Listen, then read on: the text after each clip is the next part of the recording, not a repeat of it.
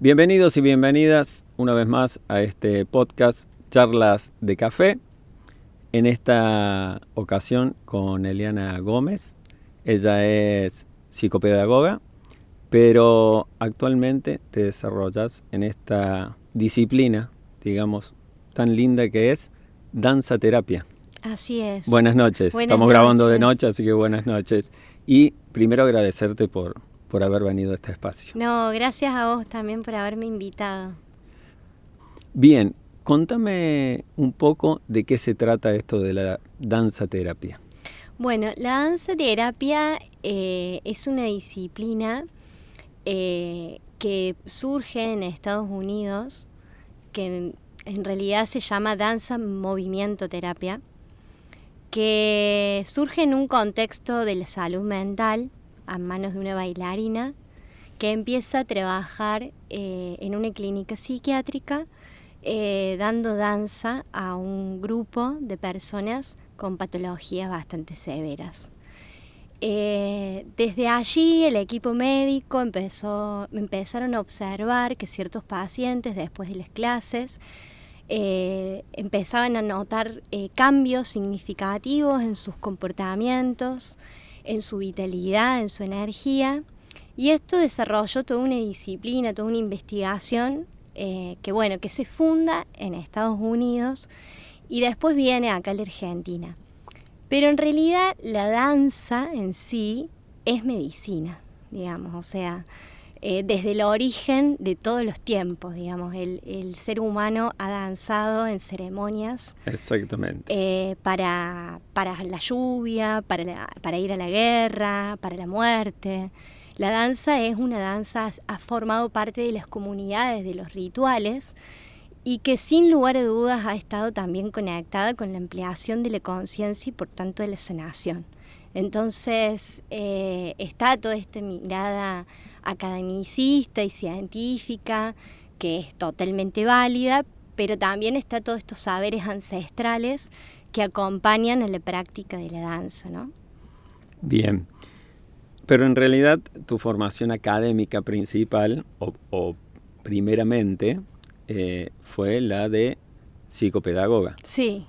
¿Qué te llevó a este cambio? Sí, bueno, mira, fue un proceso, yo digo que muy largo, aunque no era plenamente consciente de que eso estaba ocurriendo, porque la danza ha estado presente en mi vida desde niña, digamos, a mí siempre me gustó moverme, siempre fui muy inquieta, el movimiento era parte natural de mí y me encanta, y la danza sentía que me conectaba con algo muy especial. No pude desarrollar un camino artístico de la danza en mi infancia porque no estaban dadas esas posibilidades, pero después lo pude retomar ya de más grande, digamos, empezando la facultad. Uh-huh. Empecé estudios de danza en escuelas y eso me volvió a conectar con esa sensación placentera. Pero a mí lo que me lleva, digamos, a tomar, digamos, como la decisión de empezar a incorporar la danza como desde otra mirada, fue cuando yo me recibí como psicopedagoga, empecé a trabajar en la clínica, me recibí y estuve en la parte más académica, en la universidad trabajando, pero también hacía clínica psicopedagógica. Y me llegó, mi primera paciente era una niña que tenía parálisis cerebral. Uh-huh. Y bueno, al principio fue trabajar con ella desde los recursos y las herramientas que había aprendido en la universidad. Sin embargo, había algo a mí que me llamaba mucho la atención, que era su corporalidad y su expresión. Entonces me parecía que eso había que potenciarlo, que trabajarlo, que incorporarlo a la práctica. Y ahí fue cuando encontré la danza movimiento terapia como especialidad en Buenos Aires. Y bueno, estaban dadas las condiciones, podía en ese momento hacerlo. Y me embarqué, digamos, en ese camino, uh-huh, que siento que fue un camino sin retorno, porque cuando uno empieza un trabajo también de ampliación de la conciencia, ya no hay vuelta atrás, ¿no? Uno no puede ser igual de lo que fue, ¿no? Como, o sea, como sí. cuando uno lee un libro importante, Exacto. cuando ve una película que cambia, ya Exacto. uno no vuelve a ser el mismo, ¿no? Exacto, digamos. Y bueno, y yo sentí, digamos, que el proceso de trabajo de la danza movimiento terapia fue un proceso de transformación profunda de mi ser, y darme cuenta también que ahí estaba mi propósito de vida y que era lo que yo quería dedicarme y quería ser, porque me siento, digamos, como que estoy haciendo lo que a uno le gusta, sí, ¿no? lo que a uno lo Sí, llena, lo ¿no? que uno es, sí, lo que uno es. No me veo haciendo otra cosa. Sí. Bien. ¿Cuál es la base de esta danza, ¿no es cierto? ¿Cómo en sus orígenes, vos me decías que la danza, yo creo que le dio como el inicio a todo, hasta el teatro, se ponían las máscaras y danzaban alrededor de una hoguera o de una fogata en donde querían transmitir. Esto que vos haces, ¿cuáles son las bases, digamos, de esto, de qué danza, qué es una fusión, de dónde viene? Uh-huh. Sí, en realidad creo que es un trabajo de exploración y de investigación del propio movimiento de cada ser, digamos. O sea, no hay una manera, no es una danza específica, Uh-huh. no es un movimiento que hay que seguir de forma pautada, no es una coreografía, sino que es que cada uno pueda sumergirse dentro de uno mismo y descubrir tu propia danza, que seguramente es distinta a la danza del otro, ¿no? Que es como la identidad. Entonces, es eso, digamos, o sea, no, ese es el camino. A través de una música, ¿no es cierto?, que se va escuchando en ese momento. Puede que utilices la música Uh-huh. como un recurso, o puede que no. Que no. Puede que simplemente sea el silencio el que te acompañe, digamos, sí. Que te imita. Sí. Sí, digamos, o sea, incluso en un proceso está bueno tener todas las experiencias para que también uno se vaya encontrando en esas variaciones y no te vas a mover igual o danzar igual siguiendo el patrón musical a estando en silencio, y también son otras sensaciones, Uh-huh. otras percepciones que uno se abre a recibir cuando está en silencio a cuando uno escucha una música. Claro, ¿no? por ahí te dejas llevar, como quien dice, por la música y a lo mejor no expresas lo que en ese momento estás sintiendo. Así es. Por ahí la música sirve también como una fuga, como un punto de fuga. A veces, como dicen, vamos tan rápido para no alcanzarnos, ¿no? Sí. ¿Cómo llega la gente, no es cierto? Porque vemos en tus redes Sí. lo que haces, que está bárbaro todo, como lo explicas. ¿Cómo toma la gente esa primera experiencia con esto? Porque yo no lo he hecho nunca, si bien bailo otros ritmos y lo uso como una terapia porque es un cable a tierra, pero en esto específicamente no lo he hecho nunca. ¿Cómo es las primeras experiencias de las personas que se acercan a tener esta nueva experiencia? Uh-huh. Bueno, yo siento que es una locura porque tener una experiencia de danza terapia a través de Instagram es como decir, como raro, ¿no? Uh-huh. Como algo como que parecería que no se puede hacer, digamos. De hecho, si digamos, como que no estaría, digamos, científicamente avalado. Como un montón de cosas. Como sí, digamos, como que no, es una cosa como rara, pero siento que los tiempos de hoy, las redes cada vez son más importantes en nuestras Sí. vidas, que forman parte de nuestro sí. cotidiano, y por lo tanto es un medio de conexión y de comunicación con el otro, ¿no? Y que también es posible llevar la danza a esos contextos y llevar la danza a terapia, ¿no? Y la experiencia que he tenido dando clases por Instagram han sido muy, muy significativas y también poderosas, porque las personas que se conectan y que hacen la clase, a la hora de compartir la experiencia al final, donde yo cierro con un círculo de palabra, como si estuviera en la presencialidad, y el círculo de palabras se arme y ellas comparten a través de los comentarios las experiencias, a veces nos encontramos con cosas que se viven en común, ¿no? Y que cada una estaba bailando en su casa, siguiendo su inspiración, y por supuesto que hay una consigna de trabajo, pero no sé, a veces se comparten imágenes, ¿sí? Que, bueno, una persona, la danza la llevó a conectarse con, no sé, por ejemplo, con un árbol, y el árbol también estuvo presente en la danza de otra persona, y en las significaciones se empieza a entretejer toda una trama de sentidos de esa danza, que empezamos a compartir un patrón común que Jung lo llamaba el inconsciente colectivo, ¿no? Que son esas representaciones colectivas que nos atraviesan como comunidad, y que de repente nos damos cuenta de que por Instagram existe este tipo de conexiones, y si uno lo intenciona y se abre a realizar eso, ¿no?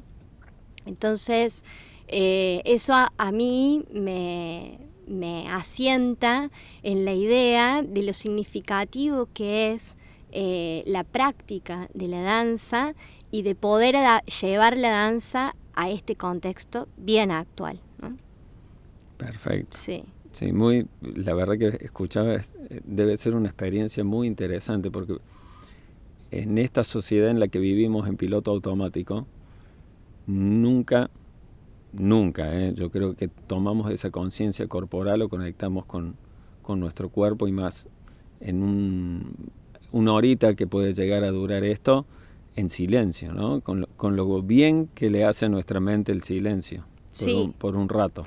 Y también sabes lo que sucede de distinto a una experiencia más colectiva o grupal, que cada uno baila en su casa y nadie lo está mirando, ¿no? Entonces uno puede tomar como una distancia de la mirada del otro y darse el permiso de, en esa hora, soltarse, liberarse, porque, digamos, el otro no me está pudiendo ver, se imagina lo que puedo hacer, pero no me está viendo. Y eso da una libertad a la gente. Desinhibe, porque por ahí teniendo a alguien al lado, es como que estás condicionado, ¿no? Sí, lleva, digamos, a la desinhibición y a decir, bueno, no pierdo nada, porque total, digamos, es gratis, entonces no pierdo nada, lo pruebo. Y cuando la persona experimenta y vive la experiencia, aún así, viviendo la experiencia siendo testigo, ¿no? Observadora. Me ha pasado que hay personas que han entrado a la clase pero no la han hecho, digamos, solamente la han escuchado, me han mirado como para ver cómo venía la dinámica, y se han sorprendido de lo que se comparte, digamos, después de la experiencia de la clase, lo que compartimos. Eso te iba a preguntar. Después se hace como una charla de qué sintió cada uno o cada una en esta experiencia, ¿no? Sí, digamos, yo trato de seguir, digamos, el mismo encuadre, la misma dinámica de la danza terapia, con este enfoque terapéutico de cerrar la experiencia de movimiento con la palabra, porque nos ayuda a asentar la experiencia. A lo mejor en ese momento después de la danza muchas veces pasa que uno no tiene palabras, ¿no? A veces la experiencia nos atraviesa de una manera tan profunda y tan corporal y tan sentida, que el lenguaje verbal se hace como agua, ¿no? No lo puedo, digamos, como tomar, pero siempre, aunque sea algo una palabra para significar es bueno, aunque yo no la pueda decir, escucharla de un otro, porque el otro que hizo la misma experiencia ha compartido su experiencia y eso me resuena también a mí.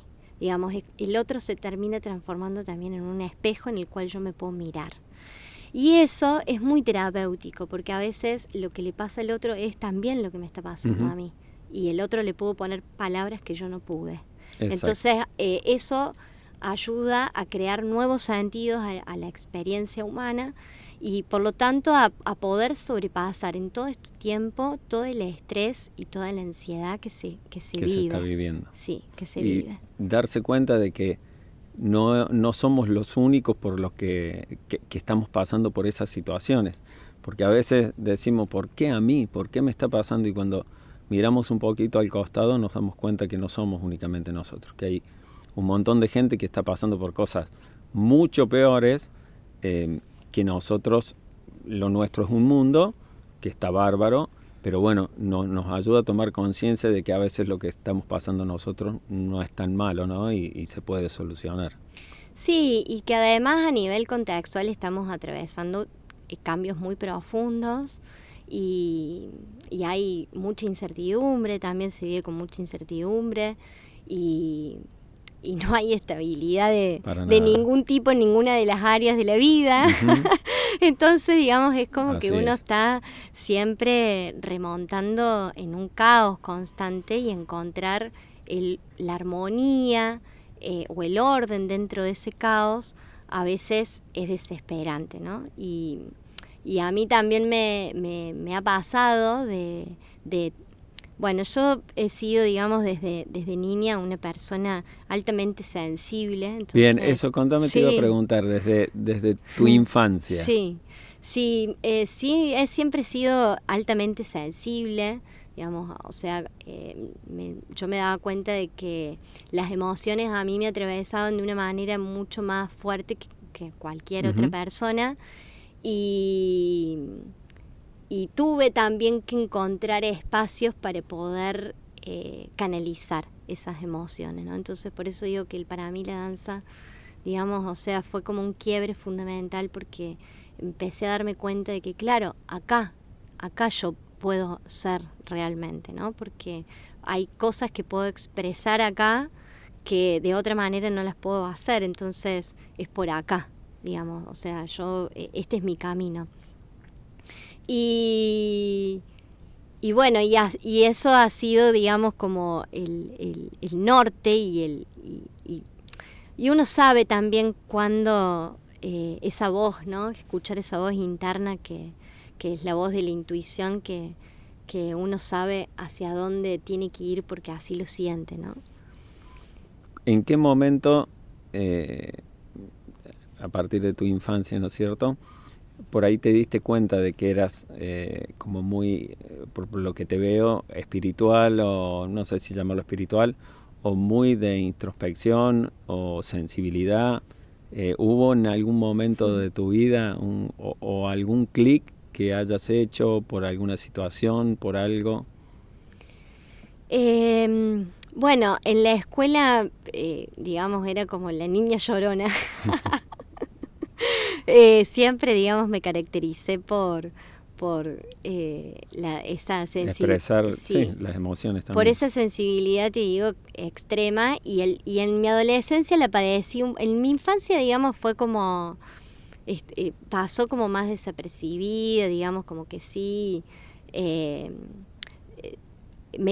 yo empecé a darme cuenta que tal vez necesitaba, digamos, como una contención más específica en algunas situaciones en las cuales me desbordaba emocionalmente y que otros niños en esa misma situación a lo mejor no les afectaba tanto, ¿no? Uh-huh. Y fui, digamos, como aprendiendo a, entre comillas, domesticar la emoción, ¿no? Y en la adolescencia sí fue un poco más conflictivo para mí porque como que en esa búsqueda también de identidad y de conflictos que se vive en la adolescencia, yo me sentía un poco a veces como que no terminaba como de encajar, ¿no? Uh-huh.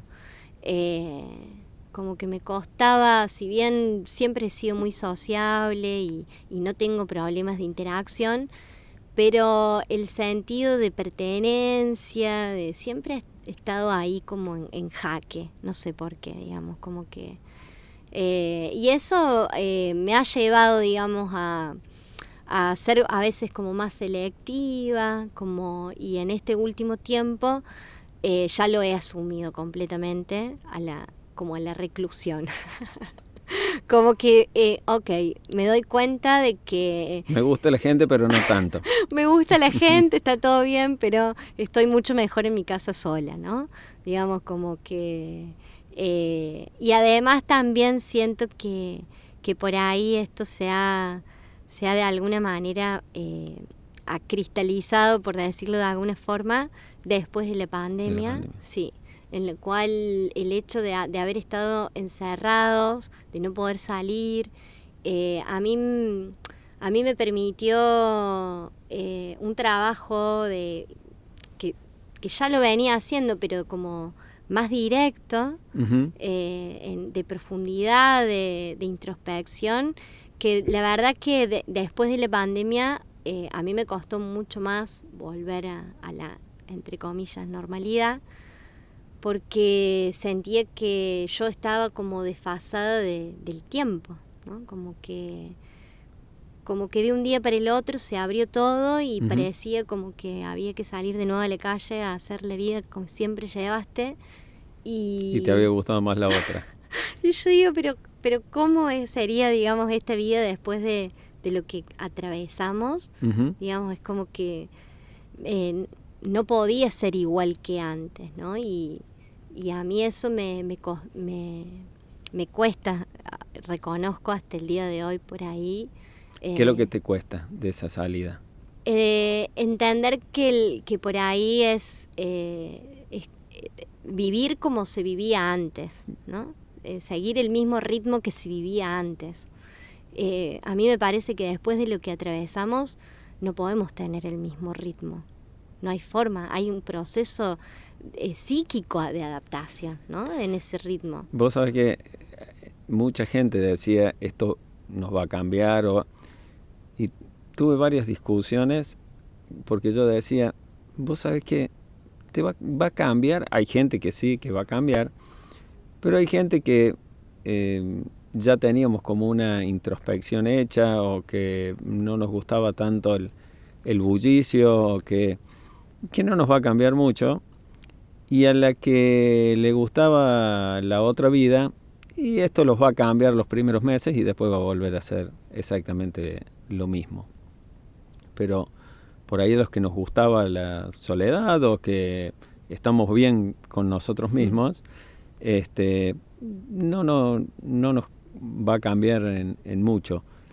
Y sí nos va a costar, como decías vos, volver a todo el ruido ese de la ciudad, de lo cotidiano, de que por ahí yo trabajo mucho con gente, pero bueno, me encanta estar así, con poquita gente, y volver a mi casa. Yo vivo solo. Entonces, la pandemia yo te digo que la pasé bastante bien. Claro. Costó más, como decís vos, la salida y bueno, y volverse a encontrar, yo digo, con todas las miserias humanas que había antes de la pandemia y que van a seguir existiendo por más pandemias que haya, ¿no? Sí. Y que inclusive esta cuestión del ritmo, incluso después de la pandemia, yo siento que se aceleró más. Ni hablar. Digamos, es como si antes estábamos acelerados, después de la pandemia... Es como que los días se pasan más rápido. Se acrecentó el aceleramiento. Entonces, y eso provoca, digamos, muchos malestares. La ansiedad es uno de los males de este tiempo.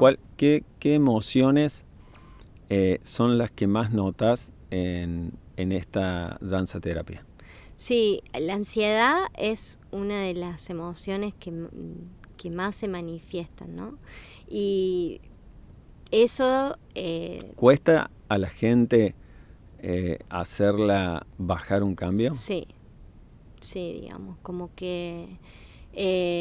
o sea, les cuesta, pero una vez que lo hacen se dan cuenta de que lo necesitan, digamos, o sea, o se dan cuenta que necesitan bajar un cambio cuando están en la clase, ¿no? Y se dicen, o sea, ahora yo hace poco largué una membresía de danza terapia y el primer módulo de trabajo es sobre la respiración. Uh-huh. Es todo respiración, ¿no? Creo que la respiración es como la base y el inicio y la raíz de todo ejercicio. Si no sabes respirar, no te puedes mover. Y uh-huh. Si no sabes respirar, vas a tener enfermedades porque una mala respiración conlleva enfermedad, ¿no? Entonces, aprender a respirar conscientemente y tener también como herramienta la respiración para cuando vos le necesites, ¿no? Porque cuando hay un aceleramiento en la ansiedad, hay una situación de estrés, uno con la respiración puede regular su estado, ¿no? Y que esa situación difícil que uno puede estar atravesando se diluya y pase.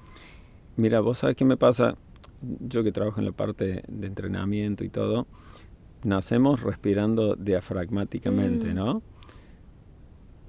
A medida que vamos ensuciando ese cuaderno en blanco que traemos de nacimiento, empezamos a respirar desde acá arriba.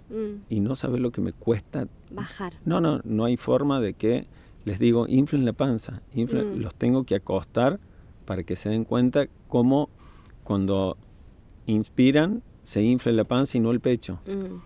Bueno, ¿por qué? Porque vamos cambiando el hábito y después inconscientemente respiramos mal y cuando lo queremos hacer consciente no lo podemos hacer, cuando tendría que ser lo natural respirar desde el diafragma, ¿no?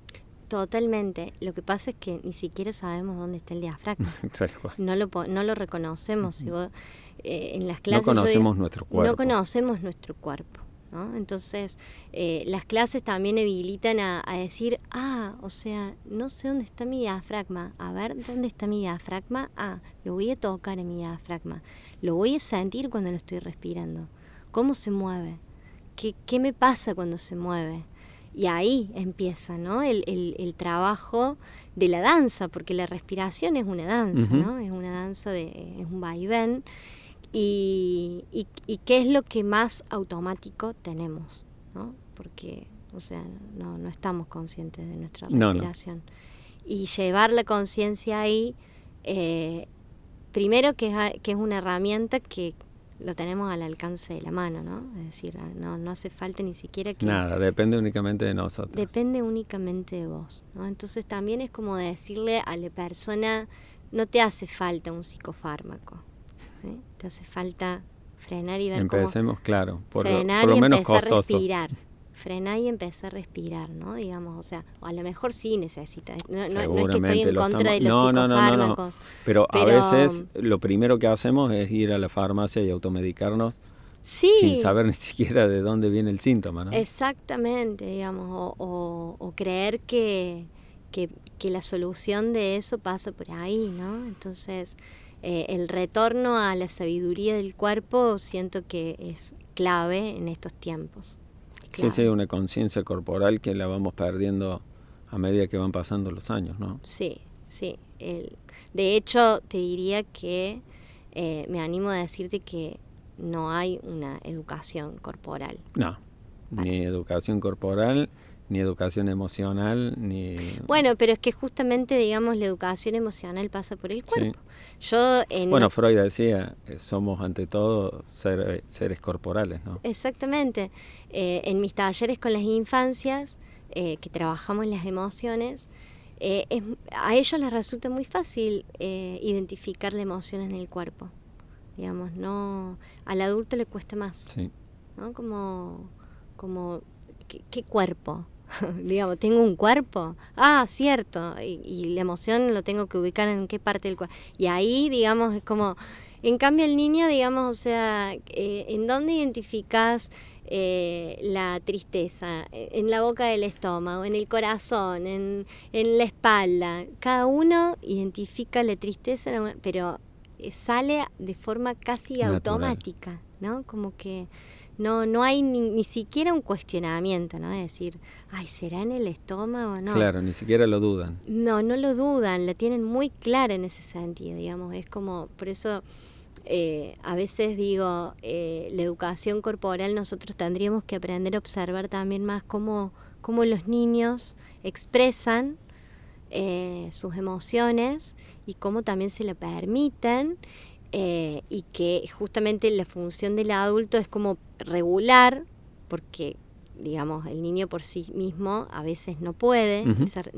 regular hasta que aprende, pero justamente un adulto consciente de sus propias emociones puede ayudar a regular un estado emocional de un niño, no negando o reprimiendo la emoción, sino pudiéndole darle el cauce asertivo para que eso se exprese, ¿no? El problema es que los adultos no tenemos ni idea de nuestro control emocional, imagínate para educar a un niño, ¿no? Emocionalmente. Lo que pasa es que culturalmente nos enseñan a ocultar las emociones. No llores. No llores, no está mal enojarse, el enojo no está bien visto. No tengas miedo. No tengas miedo. Siempre, digamos, está como toda la parte emocional bastante infravalorada, digamos. Entonces, y justamente creo que enfermamos también porque no hay una buena... Por tapar las emociones. Porque no hay una buena canalización de esa energía, que en definitiva, porque emoción, ¿no? Es como viene también de movimiento, ¿no? Entonces la emoción es una energía que necesita circular. Entonces, Sí, hasta cambiamos las posturas. Estás triste, estás con los hombros rotados hacia adelante, estás alegre, constantemente lo vamos demostrando en el cuerpo.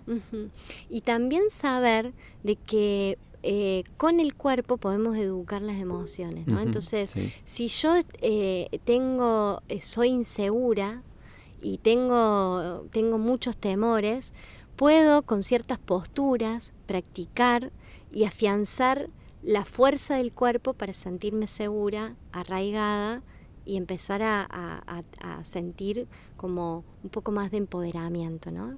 Bueno, justamente la clase que viene de esta semana, que es mañana, el tema va a ser justamente la autoestima, ¿no? Cómo la danza... Qué gran tema. Sí, que fue un tema elegido por la gente, porque fue una encuesta que hice también por Instagram, y salieron varios temas, y entre ellos la autoestima. Sí, la baja autoestima. Sí, como una de las problemáticas también que nos afecta. Ansiedad, autoestima, son canasta básica, digo yo, hoy en día, porque a veces ya desde niños, yo digo, la autoestima te la van tirando abajo con todo el amor del mundo nuestros mismos padres, con el decir, deja que lo hago yo, o vos esto no te va a funcionar, pero sin querer, ya con las palabras nos van bajando nuestra autoestima. Ni te cuento si hay algún hecho que directamente, o una relación o lo que sea, que te la baja, y bueno, es muy difícil recuperar la autoestima. Es tan difícil que necesitamos a otra persona porque nos perdemos nosotros mismos, ¿no? Sí, el autoestima es un trabajo, es un proceso arduo de trabajo, digamos. O sea, no es algo que vos digas, ya llegué a mi tope, digamos. Es como... Y las personas que tienen baja autoestima por lo general vienen de trayectorias de vidas también acarreando estas inseguridades y con factores que han como decís vos, apoyado esa creencia, y que después cuesta mucho erradicarlas, ¿no? Porque son creencias. Sí, son creencias, son historias que ellos mismos se han contado. Se han contado, sí.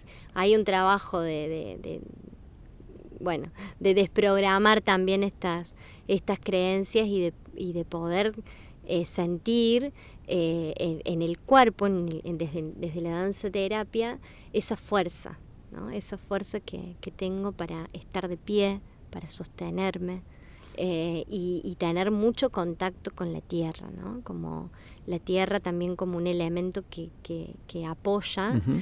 y en el cual soy parte de la tierra, ¿no? Entonces, todo eso ayuda a tener otra dimensión también del propio proceso. Sí, aparte es donde permanentemente estamos en la tierra, ¿no? Que a veces decimos no tienen los pies sobre la tierra y realmente los perdemos, ¿eh? Sí. Perdemos las bases Sí.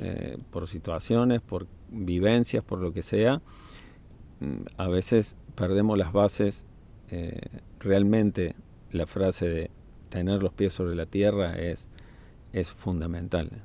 Sí, es lo que nos trae acá, aquí, ahora, al presente, ¿no? Que también es algo que se trabaja mucho en la danza, porque la danza es presencia pura. Sí. Digamos. O sea, es... No podés pensar Bueno, la música, vos que venís Sí. también de la música también es presencia pura. Las artes, por lo general... Sí, es el momento. Es el momento. Por supuesto que las artes visuales tiene plasmado el arte, el registro, entonces queda como la fotografía, ¿no? Que plasma un momento, captura un momento, pero cuando vos mirás esa fotografía o mirás esa obra de arte, la significación ocurre en el momento en el presente, ¿no? Y la sensación que te causa y las emociones por las que pasas son en el presente. Exacto. Y la danza es presencia pura, te lleva al presente, al momento presente, al aquí y ahora. ¿Cómo vas notando el proceso de las personas que empiezan esta danza terapia en sus cambios? Bueno, lo primero que sale es como la desinhibición, ¿no? Entonces eso es como decir, ay, me animé, estoy como más desinhibida, estoy como más suelta, estoy como más... eso es una. Y la otra que liberación, digamos, es como la persona que se anima y se suelta, se libera.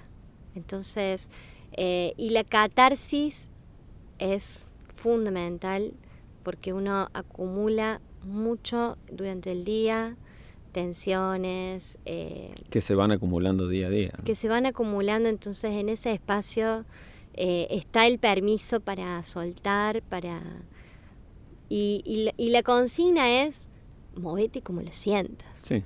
¿No? Entonces, y eso también está bueno porque no es moverte como yo me estoy moviendo. Uh-huh. Y mira, y seguime, no es seguir una coreografía. Y seguime el paso, porque si no lo seguís así, lo estás haciendo mal y no lo estás aprendiendo. Entonces, digamos, es como que ella se está moviendo como quiere, yo también me puedo mover como quiera, entonces si quiero sacudirme me sacudo, si quiero, incluso a veces yo animo a que si están solas y se animan, también liberar la voz, porque a veces trabajar con el cuerpo y además trabajar con la voz es doblemente liberador, ¿no? Porque la voz es un canal energético también muy poderoso de liberación. Entonces, bueno, lo primero que surge es eso, ¿no? De la sensación de liberación, y por lo tanto, en consecuencia, viene la paz, ¿no? Porque las personas que atraviesan una experiencia así, es como que una vez que solté, viene el alivio. Exacto. Viene la tranquilidad, viene el alivio, viene Viene el poder pensar, porque a veces hasta no podemos pensar, uh-huh, del bullicio que tenemos en la cabeza. Sí, ¿no? Sí, parar un poco esa mente y ponerla al servicio, digo yo, porque no se trata de que la mente quede subyugada, sino que poner la mente al servicio, ¿no? Sí, porque lo he dicho en varios de estos podcasts, la mente no la podemos frenar, porque como el corazón se hizo para latir, los pulmones para respirar y así las partes del cuerpo, la mente está ahí para pensar. El tema es qué pensamos y qué importancia le damos a esos pensamientos que a veces quedan en ese bucle dando vuelta y la mayoría no sirven de nada.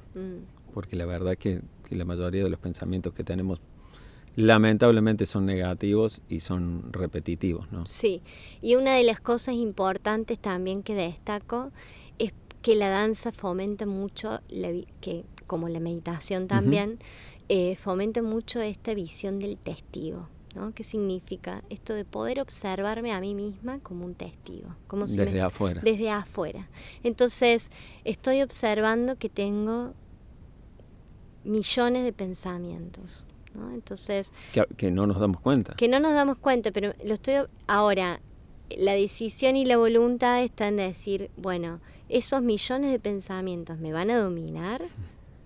No, lo voy a hacer, voy a encauzar esos millones de pensamientos para poder lograr lo que quiero, ¿no? Porque también eso es energía que se desperdicia. Sí, y la ansiedad es ese exceso de pensamiento en futuro que no sabemos qué es lo que va a pasar, o sea, es que no lo podemos manejar, y sin embargo al traernos el peor de los escenarios quedamos en esa ruedita de hámster pensando siempre lo mismo. Exactamente. Sí, entramos en un loop y no podemos salir y llega, digamos, hasta el pensamiento catastrófico. No, es el primero que llega. El primero que llega. Después vemos a ver si hay alguna otra posibilidad de salvarnos, ¿no? Pero el primero que llega es el catastrófico. Sí. Sí. En la mayoría de las veces. Sí. Contame un poquito de tus viajes, porque vi en tus redes que has viajado mucho, llevando esto, ¿no es cierto? Sí. Y a su vez adquiriendo nuevas experiencias. Sí. Bueno, el año pasado estuve en México y en Chile, pero bueno, hace ya varios años que inicié con bueno, no sé si es un proyecto autogestivo, pero bueno, se va dando así de esta manera. Un proyecto. Sí, que todos los años va surgiendo en distintos lugares, poder ir a compartir las experiencias que uno va adquiriendo también en estos lugares que va conociendo y en sus propias investigaciones. Y bueno, yo hago danza buto, entonces en algunos países... Coméntame un poquito qué es lo que es.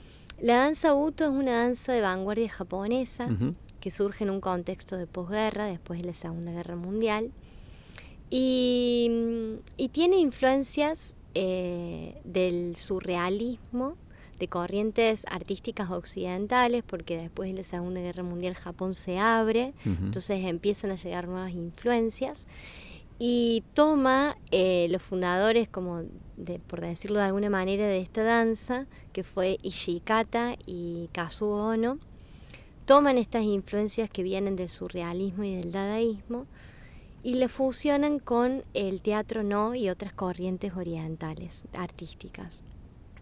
Y hacen esta especie de danza de vanguardia que fue sumamente polémica en su tiempo porque era una danza que era controvertida, iba en contra de los cánones un poco expresivos de la época, era bastante irruptiva, hasta rozaba con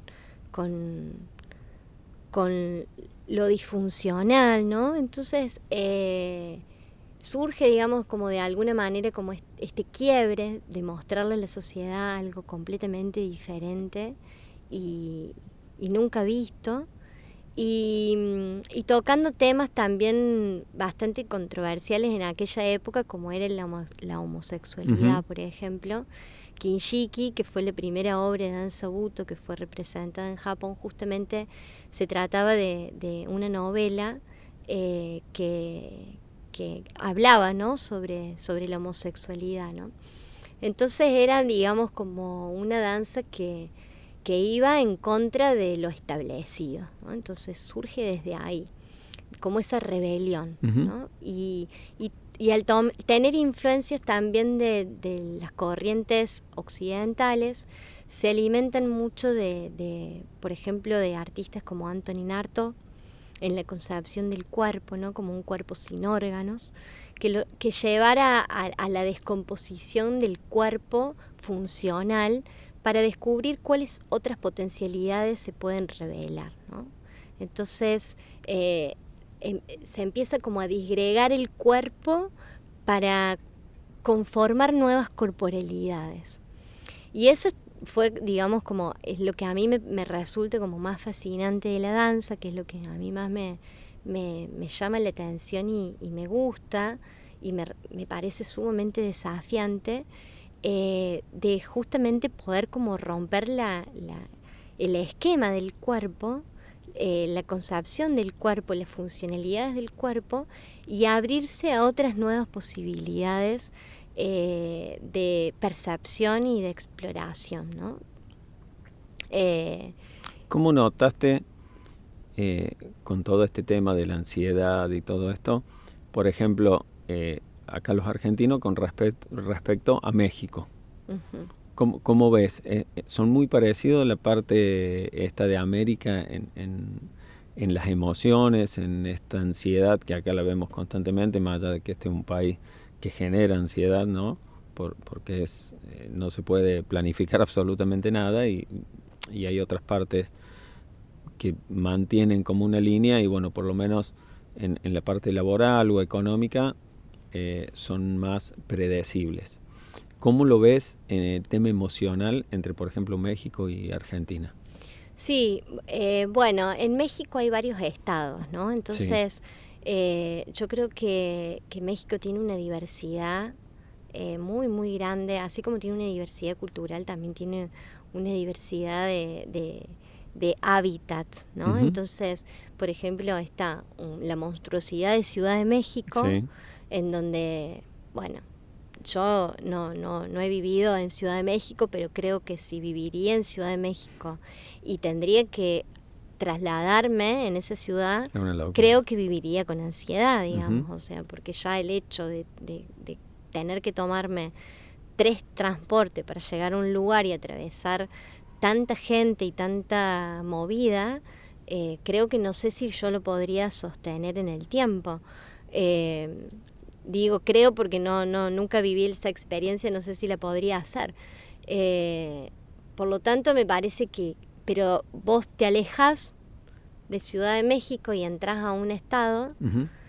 Y es diferente, porque ya, si bien sigue habiendo gente, el movimiento cambia, ¿no? El ritmo de la urbe cambia. Uh-huh. Y yo creo que la ansiedad no es algo característico de un país, me parece que es algo global, digamos, como que es un estado de ansiedad en el mundo que se está viviendo. Sí, y que incluso creo que ha venido, digamos, que ha sido el devenir de la pandemia, digamos, despertar más ansiedad, más depresión, más estrés. Sí, lo ves más acentuado sí, eso, ¿no? Sí, lo veo más acentuado incluso en el adulto y en los niños, sí, en las infancias. Hay muchas más infancias ansiosas, con dificultades para encauzar, para direccionar la atención, ¿no? Digamos, o sea, porque también vivimos en un mundo muy, muy súper hiperestimulado. Uh-huh. Entonces, estamos percibiendo simultáneamente un montón de estímulos al mismo tiempo y a veces focalizar o llevar la atención y direccionarla hacia algunos específicamente a veces cuesta porque estamos como acostumbrados a... Sí, atormentados de información y cosas que hoy con un celular los chicos tienen más información que el que mandó el primer cohete a la luna, ¿no? Sí, y además que las infancias crecen con un teléfono en la mano, digamos. Sí, sí. Eso ya es como una realidad y bueno, yo como psicopedagoga siempre trato de acompañar también a las familias a hacer un proceso de reeducación de la pantalla, porque no es decirle no a la pantalla, pero sí, digamos, tener un uso consciente y responsable, porque hoy por hoy siento que las infancias se pierden, sino también otros contactos, desplegar la imaginación también desde otros lugares que que no está bueno que se pierdan, digamos. Exacto, la creatividad, Sí. Los otros días fuimos a un bar y nos llamó la atención que uno de los chicos nos dice, si quieren, les traigo a los niños unos cuadernitos, unos libritos para pintar. Yo me había olvidado de lo que era eso, digamos. Hoy vos vas a algún lugar de eso y los chicos, están los padres charlando, o hasta a veces con el mismo teléfono, y los chicos al lado con el teléfono. O sea, ni se les cruza por la cabeza el librito para pintar. Yo creo que hoy se han perdido esas cosas. La creatividad, la motricidad fina en pintar, en dibujar, en crear una maqueta, en un montón de cosas. Creo que se ha ido perdiendo por este tema de todo lo que es las redes sociales, que el algoritmo está preparado para atraparte allá adentro la mayor cantidad de horas posibles, y por lo tanto con lo que vos trabajás ha perdido la conciencia corporal. El niño la va perdiendo a medida que pasan los años, ¿no? Sí. En realidad siento que se va como apagando, digamos, como que se encausa el trabajo del niño en la pantalla. O sea, yo siento que la pantalla o todos los avances tecnológicos tienen que estar al servicio, ¿no? Digamos, no nosotros al servicio de los demás, ahora? Sino que, entonces, digamos, ¿cómo puedo transformar ahora que está tan en boga la inteligencia artificial, ¿no? ¿Cómo puedo llevar la inteligencia artificial para mi servicio, digamos, para potenciar mi servicio? Como una herramienta. Como una herramienta, ¿no? Y no tenerle miedo, porque siento que tampoco ir al otro extremo. Exacto, no podemos negar la realidad. Y no podés estar en contra de la inteligencia, o sea, por más que duro que parezca, no podés estar en contra de la inteligencia artificial porque ya está haciendo. Ya está. O sea, entonces, ya está y facilita un montón de cosas. Y ya está instalada y ya hay cosas que vienen sucediendo con inteligencia artificial y bueno, y digamos, hay que ayornarse también a eso y a decir, bueno, a ver, ¿se pierde el arte con la inteligencia artificial? ¿Queda el arte relegado? ¿Cómo? Porque se surgen esas discusiones, ¿no? Si un cuadro está hecho con inteligencia artificial, ¿es arte o no es arte? Bueno, ahora escuchaba que, por ejemplo, la patente o el derecho de autor de una obra que se hizo con inteligencia artificial no cuenta. O sea, no se puede patentar algo que vos creaste con inteligencia artificial. Un poco para poner el freno, ¿no es cierto?, a esto de que se viene. Me parece que es una forma coherente de decir, bueno, el arte sí me ayuda la inteligencia artificial en un montón de cosas, pero no puedo en algo que le escribís, haceme esto y esto, ponerlo como de mi autoría, porque no lo estoy haciendo yo, ¿no? Yo pienso que es una herramienta más, ojalá la podamos tomar para bien, ¿no es cierto? Y que, bueno, obviamente, como venimos hablando, va a reemplazar un montón de trabajos, de oficios o de lo que sea. Ojalá sea para una herramienta para bien y que nos potencie para bien, valga la redundancia, y no que nos tire para atrás, sobre todo en la parte humana. Sí, eso va a depender de nosotros, no, de exclusivamente. Cada uno. Sí, digamos, es como por eso creo que tener estos momentos o estos espacios para abrir la posibilidad a ampliar la conciencia de lo que somos desde otros lugares, como teniendo lugar en el cuerpo, creo que genera una necesidad imperiosa de que eso no lo perdamos, porque es lo que nos hace humanos, ¿no? Digamos, lo que nos diferencia del resto. Claro, lo que diferencia el humano a una máquina es su corporalidad también, ¿no? Digamos, y todo lo que conlleva también el cuerpo, ¿no? Entonces, creo que regresar a esas bases nos va a hacer tener más conciencia también en ese uso que nosotros podamos hacer de ese recurso que hoy está al alcance y que sea para nuestro propio crecimiento y nuestra propia evolución en relación también a los demás, ¿no? ¿Trabajas con niños también en esta danza terapia? Sí, ¿Cómo, trabajo con niños. cómo los ves? Ay, ¿cómo los veo? Los veo siendo ellos, sí, digamos, o sea, siento que el espacio de danza para un niño es natural y necesario y además es un espacio de movimiento libre, ¿no?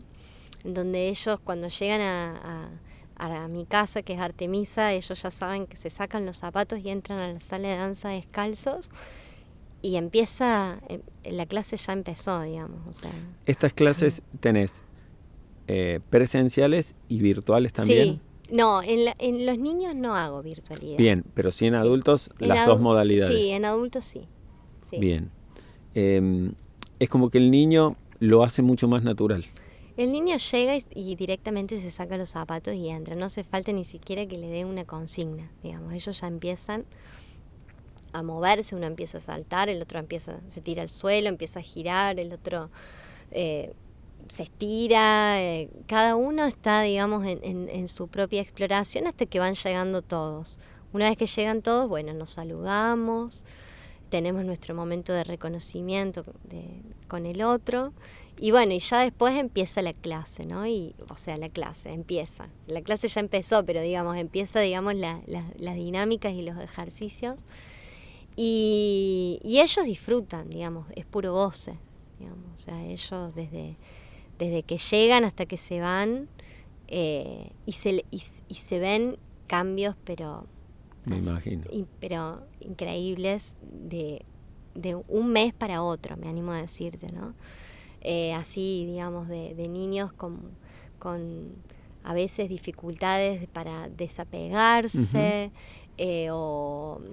o de mucha timidez, o al contrario, de excesiva... muy extrovertido. Claro, con mucha energía interna para descargar. Y entonces en el espacio van encontrando esta manera en donde todos nos podemos como autorregular. Y es un grupo diverso en todos los sentidos. Entonces eso hace también de ver que hay que convivir con la diferencia, ¿no? Hay que convivir con la diversidad. Hay que aprenderlo. Y que el otro tiene su ritmo y su forma y su manera y está todo bien que así sea. Y entender que a lo mejor, no sé, pasa a veces que hay niños que son como más intensos y otros como más tranquilos. Entonces los intensos generan una energía que a los que son tranquilos un poco molesta, ¿no? Y como que no me banco tu energía, ¿viste? Como que llega ahí como... Y después decir, bueno, a ver, hay que... buscar el ambos punto tenemos medio. que buscar el punto medio, digamos, como...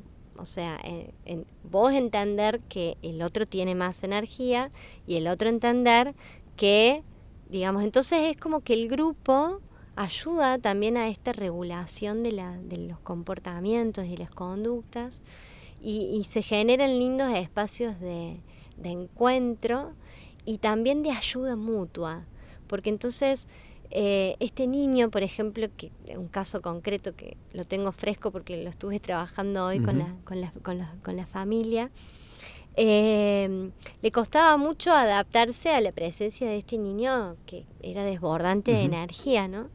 Entonces, con el correr de los tiempos, el niño entendió que él era así y que bueno, y que se tenía que amoldar también a las circunstancias e ir viendo cómo podía fluctuar él también con esa energía, ¿no? Entonces, entendió que todos somos diferentes y que no hay nadie que sea ni mejor ni peor que el otro, ¿no? Sino que es distinto. Y esto a mí me gusta mucho promoverlo porque a veces caemos en las etiquetaciones, ¿no? Yo estoy totalmente en contra de los diagnósticos. No, a mí me parece que las infancias no se pueden diagnosticar de la manera que se están diagnosticando y con todo lo que eso conlleva. No porque esté en contra de los tratamientos y demás, sino porque siento que el diagnóstico estigmatiza a las infancias y que ya directamente los ubica en otro lugar, ¿no? Pero, a ver, pasa en el niño que es, como decís vos, un poco revoltoso, y ya el abuelo le dice, o la abuela, le dice, oh, este niño es muy revoltoso, o es un indio, como dicen, ¿no? Y va creciendo y dice, no, este nene ya de chiquito era revoltoso, tiene un carácter, y va creciendo y dice, no, tiene un carácter de mierda, como se dice, pero bueno, lo puede ir llevando, y a los 40 años es un tipo insoportable, que a lo mejor lo fue marcando todo eso que le fueron diciendo a lo largo de su vida, ¿eh? O sea, vamos absorbiendo todo eso y nos va formando como personas. Entonces, como vos decís, hacerle ver a los niños de que cada uno vive como es, y estoy totalmente de acuerdo con el tema hoy de los diagnósticos, ni te cuento en un montón de, que lo he visto con hijos de amigos, de medicaciones que se le da para mantenerlo más tranquilo, o como dicen, para que no sea ese indio o esa... Pero hoy los niños vienen así, o sea, mi hermana fue mamá hace poco, tengo amigos que han sido papá o mamá, y los niños hoy vienen así, o sea, déjenlo ser y váyanle maqueteando un poco el camino, pero es como decís, ahí nomás diagnostican, ¿no? Y lo que pasa es que se topan con estructuras bastante inamovibles, ¿no? Que hacen que bueno, que si el niño que no se adapta a esa estructura inamovible, hay que hacerlo adaptar. Estructuras arcaicas. Porque... Sí, arcaicas. Lo que pasa es que, bueno, digamos, las instituciones les cuesta mucho incorporar nuevas visiones y la transformación, ¿no? Esto que para mí, una de las grandes críticas que tengo, para mí la escuela no puede ser la misma que antes, después de la pandemia, ¿no? Ni después de la pandemia, ni antes tampoco. O sea, pero bueno, sí, ni hablar. Se ha quedado eso. en el tiempo ni hace hablar, 1000 años. Pero la pandemia me parece que marcó un hito en la escuela. Exacto. Porque incorporó las nuevas tecnologías, de repente incorporó las nuevas tecnologías y la información, y de repente los docentes tuvieron que ayornarse a aprender cosas que a lo mejor algunos sí lo manejaban, pero otros directamente no. Uh-huh. Como programas para dar clases por Zoom, por Meet, aprender y ver de qué manera te la arreglabas para llevar la escuela a la pandemia. Y eso a mí me parece que tiene que haber generado, digamos, un cambio, una transformación. Pero bueno, digamos, o sea, sí creo que los cambios son como muy lentos, ocurren en un ritmo tan que, claro, el niño que va, o sea, se encuentra como totalmente desfasado y bueno, y tiene dificultades para... Sí, venimos con planes de enseñanza muy antiguos. Yo no digo que todo lo de antes está mal, ¿no es cierto? Pero ha cambiado mucho todo.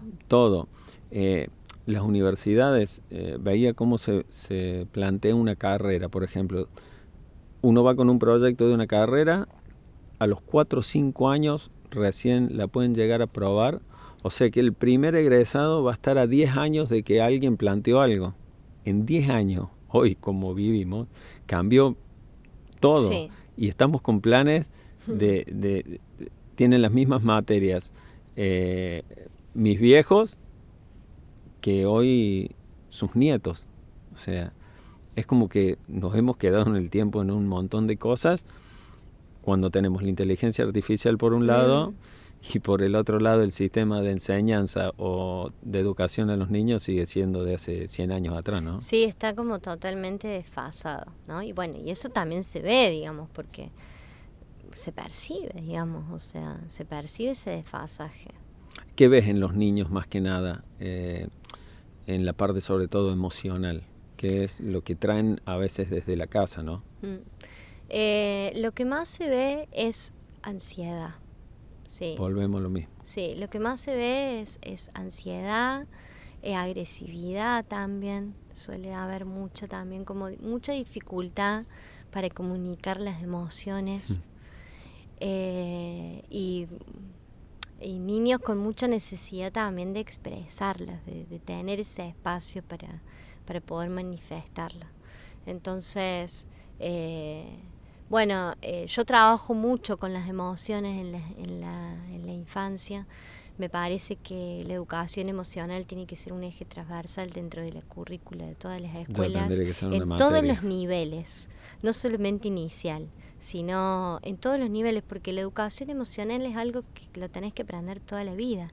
Sí, es un proceso que te lleva toda la vida. Sí, toda la vida, hasta que mueras, ¿no? Entonces, creo que pero si vos tuviste una educación emocional desde tu infancia, vas a llegar a ser un anciano sabio, porque ya has recorrido todo el trabajo con las emociones y no es lo mismo llegar, digamos, con ese bagaje de experiencias a que nunca te enseñaron cómo expresar tu enojo, ¿no? Exactamente, es igual que el cuerpo, o sea, una persona que entrenó su cuerpo, hizo deporte de niño, va a llegar a una adultez o a una vejez bastante más funcional que alguien que no hizo nada físicamente en toda la vida, y con las emociones y con los pensamientos y la mente pasa exactamente lo mismo, ¿no? Sí, totalmente. Es un entrenamiento y un proceso que tenemos que hacer a diario para ir tratando de gestionarlas lo mejor posible a lo largo de la vida.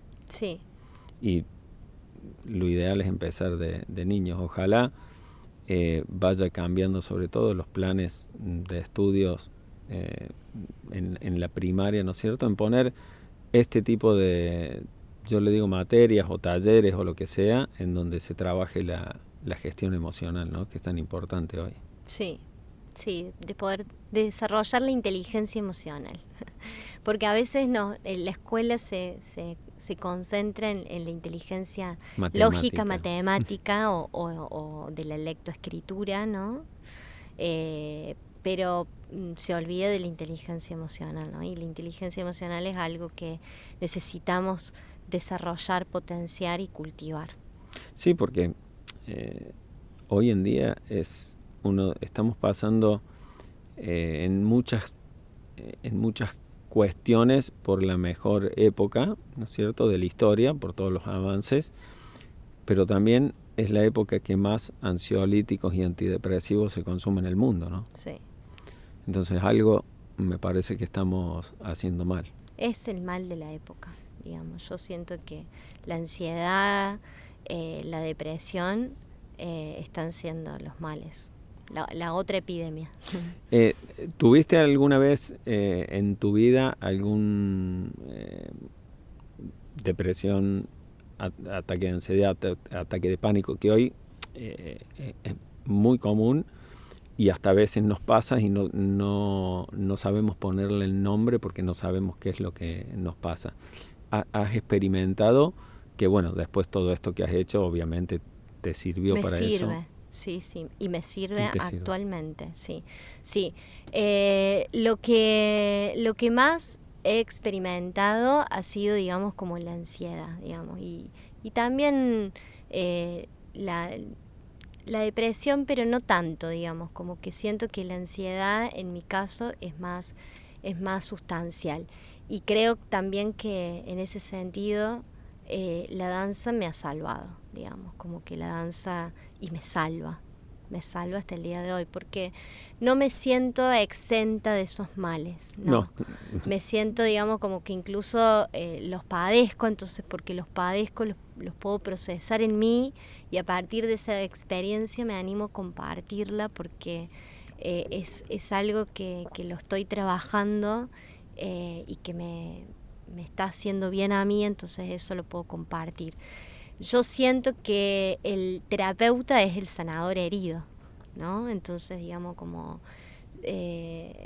uno está todo el tiempo haciendo esos procesos de sanación y de poder crecer en esos aspectos para poder también ayudar a otros a sanar y a que puedan crecer. Sí, yo creo que el mejor maestro es el que pasó por eso que está enseñando. Sí. Desde su propia experiencia, más allá de los conocimientos y todo, la experiencia que uno ha tenido a lo largo de la vida, yo creo que sirve y mucho para, por lo menos para saber o haber conocido qué se siente en esos casos, ¿no? Sí, totalmente. Y vuelvo a decirte esto de la post-pandemia, ¿no? Uh-huh. Que ha llevado, digamos, como para mí, acrecentar, no sé, digamos, a ciencia exacta la estadística, pero sin lugar a dudas creo que ha acrecentado los niveles de ansiedad y de estos estados más emocionales y psicológicos que hoy nos afectan como seres humanos y que tenemos también que saber atravesar, ¿no? Y saber sobrellevar porque es parte de esta experiencia humana. Sí, y las emociones están ahí para sentirlas y hay que llevarles el apunte, ¿no? Sí. Porque por algo estás sintiendo lo que estás sintiendo. El tema es cuestionarse, que es lo más difícil del ser humano. Creo que es cuestionarse por qué estoy sintiendo, sobre todo lo que estoy sintiendo, sea la emoción que sea. Muchas veces sentimos la emoción, pero no nos planteamos, pues, a ver, ¿por qué estoy triste? ¿Por qué tengo esa ira? ¿Por qué esa angustia? El tema es cuestionarse, ¿no? Sí, sí, poder como empezar a tomar conciencia de eso que me está pasando y de tener la voluntad de salir del piloto automático, ¿no? Digamos, o sea, es como... Sí, empezar a vivir un poquito más en el presente. Sí. Bien, como para ir cerrando, ¿qué le dirías a esa persona que está ahí en la duda de, a ver, qué es esto de la danza terapia? ¿Qué beneficios me va a traer? ¿Lo puede hacer todo el mundo? ¿Qué le dirías a esa persona que a lo mejor vio en las redes danza terapia? Uh-huh. Lo primero que le diría es que si le resuena, digamos, el nombre, digamos, es porque algo de esa palabra lo atrae, ya sea la danza o la terapia. Primero eso, digamos, como... Y animarse, siento que probar, digamos, animarse a la experiencia. Creo que eso es lo que habilita y abre la posibilidad de probar otra cosa diferente, ¿no?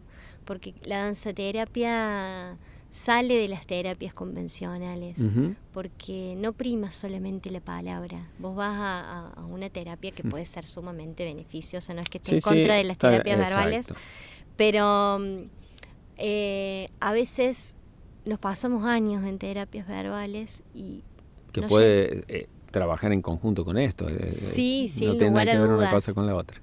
Sin lugar a dudas, pero a veces me ha tocado casos de pacientes que han pasado años en terapias verbales y como que no lograban avanzar en su proceso y en su desarrollo psíquico. Y han venido a las sesiones de danzaterapia y en 2 sesiones han podido desbloquear situaciones vividas en su propia vida a través del cuerpo y del movimiento que liberó las emociones y ha logrado transformaciones profundas en un mes, menos de un mes. Entonces, a lo que voy es que cuando uno le da el lugar al cuerpo, a la expresión, a la posibilidad de sentirlo, de experimentarlo, de sentirse en la casa, ¿no? De decir, ¿cómo te sentís en tu cuerpo? Vos cuando estás en tu cuerpo, ¿te sentís en tu casa? Como si estuvieras en tu casa. ¿O sentís que tu cuerpo, estás habitando tu cuerpo? ¿Cómo lo habitas? ¿No? Entonces ahí, digamos, es como que se empiezan a abrir un montón de preguntas porque no siempre habitamos nuestro cuerpo y somos conscientes, ¿no? De este vasto universo que desconocemos, ¿no? Porque recién estábamos diciendo que no sabemos ni siquiera dónde tenemos el diafragma, ¿no? Y que cumple la función de nuestra respiración. Y así vamos abriendo, digamos, estas puertas, estas compuertas para investigar, para explorar y para sanar, digamos. Como yo siento que la danzaterapia lo que ayuda es a liberar el sufrimiento, ¿sí? Pero no para soltarlo definitivamente, sino para poder darle un nuevo sentido a eso que estoy viviendo, ¿no? Porque a lo mejor el dolor no se me va. No. Bailando, o sea, no es tampoco una cuestión así de como me tomo una vallaperina y se me pasa el dolor de cabeza. A lo mejor el dolor sigue estando, pero yo ahora puedo significar el dolor en mi cuerpo desde otro lugar y lo entiendo, ¿no? Entonces, eso libera también tensiones y libera cargas energéticas que no teniendo conciencia, ¿no? De lo que significa o de lo que o del para qué, ¿no? Bueno, muchísimas gracias. No, gracias ha sido a vos. Hermosa la charla. La verdad que hemos pasado por un montón de cosas, pero es algo nuevo para mí esto de danza terapia, y cuando lo vi y me lo propuso Natalia, encantado, porque bueno, sobre todo lo que tiene que ver con emociones y con sanar esas emociones que tan mal nos hacen vivir hoy en día. Así que te agradezco por haber venido. No va a ser la última vez, porque la idea es que volvamos con toda la gente que ha pasado por ahí varias veces. Así que te agradezco y seguramente nos vamos a ver en otro episodio. Bueno, muchísimas gracias, y antes de que termine, ¿Sí? déjame simplemente pasar como el chivo. Sí, igual van a quedar todas genial. las redes tuyas acá abajo en la descripción de YouTube y todo. Pero sí, decime. No, para que la gente que haya escuchado y que le haya interesado esto de las clases de danzaterapia, saber que no hace falta un conocimiento previo en la danza, que cualquier persona lo puede hacer, y que solamente necesitan, digamos, como ese impulso de decir, bueno, las ganas. Lo pruebo y me anoto, que son todos los miércoles a las 20 horas en vivo por mi canal de Instagram. Perfecto, que va a quedar acá abajo. Genial. Así que seguramente se van a estar comunicando para esta hermosa experiencia, ¿no? Gracias, muchas gracias. No, gracias a vos. Y bueno, la gente, nos vemos en el próximo episodio de este podcast Charlas de Café. Gracias. Gracias.